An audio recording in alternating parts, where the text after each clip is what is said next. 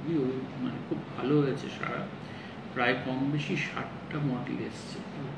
তো মডেলের মধ্যে উল্লেখযোগ্য ব্যাপার হচ্ছে যে যেটা খুব ভালো লাগছে সেটা হচ্ছে ছাত্রছাত্রীরা ম্যাক্সিমামই পরিবেশ নিয়ে হলো তাদের মডেলটা করার চেষ্টা করছে।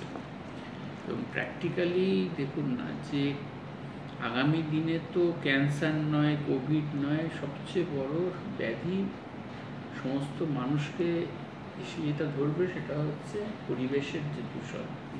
শুধু সেই ব্যাপারে আগামী দিনে যারা নাকি নাগরিক হতে যাচ্ছে সেই নাগরিকদের যে কাছে অলরেডি বার্তা পৌঁছেছে, বিশেষত এই ধরনের যারা নাগরিক যাদের কাছে স্বাভাবিক সমস্ত সুবিধা অসুবিধাটা সবসময় পায় না, তারা রেস্ট্রিক্টেড, তারাই করছে।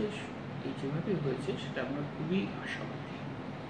একটা জিনিস জিজ্ঞেস করবো যে এই এত যে সায়েন্স মডেল নিয়ে তার এক্সিবিশন হয়, আপনি এটা কোন সময় তো মনে হয় না যে একটা মনোটনি আছে, মানে এই একই ধাঁচের জিনিস লোকে করছে?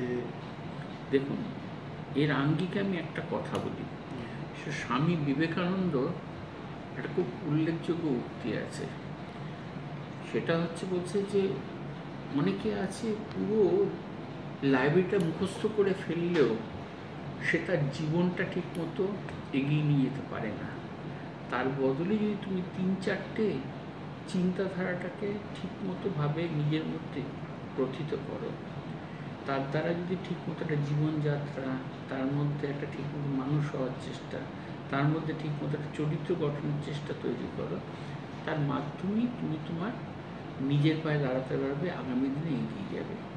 এই যে চিন্তাধারা, এই ধারাটাকেই নিয়ে ধরুন একটা ছেলে যখন একটা এক্সিবিশন করছে, সে যাই হোক মনোটনিটা ধরুন আপনার কাছে আমার কাছে মনে হতেই পারে, প্রতি বছর তো নতুন ছেলে আসছে, সে যখন একটা মডেল করবে, কি মডেল করবো সেটাই ভাবতে গিয়ে অন্তত 5টা জিনিসের চিন্তা করেছে। সেটার যে এই জার্মিনেশন বলে ইংরেজিতে, সেটা তার মাথায় গেঁথেছে যে এটা কোনটা করা যায় এবং ওটা কোনটা করা যায় মধ্যে কোনটা আবার 3 ডাইমেনশনালি আমি ডিসপ্লে করতে পারি, আবার তার মধ্যে আবার কোনটা একটু ওয়ার্কিং করতে পারি। এই যে প্রসেসটা, এই প্রসেস অফ ডিসকভারি, এটা ভীষণ ইম্পর্টেন্ট ফর্মেটিভ ইয়ার্সে। সুতরাং এখানে কিন্তু কোনো একঘেয়েমির ব্যাপারটা নেই, এখানে সবসময় নতুন করে নিজেকে আবিষ্কার করার একটা প্রচেষ্টা আছে। এই প্রচেষ্টা যতদিন থাকবে তাদের কিন্তু আস্তে আস্তে নিজেদের জায়গা থেকে ছেড়ে আরও এগিয়ে যাওয়ার একটা চেষ্টা থাকবে।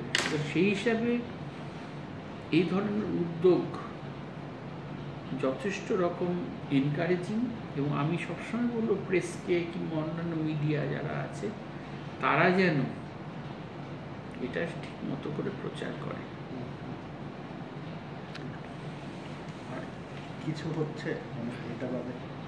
দেখুন, এটার বাদে যেটা হবে খুব শিগগিরই সেটা হচ্ছে টেলিভিশন গ্যালারি হতে যাচ্ছে, বিরাট করে হতে যাচ্ছে, যে 10 জন মানে সায়েন্টিস্ট, মহিলা সায়েন্টিস্ট, তাদের কাজকর্ম কি আছে সেই নিয়ে তাদের পাস্ট থাকবে। এছাড়া থাকবে হচ্ছে যে বিশেষত 20th সেঞ্চুরিতে specially post independence Indian scientist, technologist, medical practitioners, তাদের নিয়ে একটা ডিজিটাল আর্কাইভ ওপেন হবে।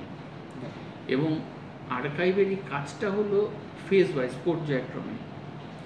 এবং পর্যায়ক্রমে কেন, ধরুন আপনি একজন বিজ্ঞানী, আপনার 10টা আইটেম পেয়েছি, আমি ডিজিটাইজ করে লোককে দেখাচ্ছি। কিন্তু ধরুন আগামীকাল কি আজ থেকে 1 মাস পর একজন বললো যে আরেকটি ভালো, এই ওনার একটা ডকুমেন্ট এই আছে নিন। So it is always an evolving process.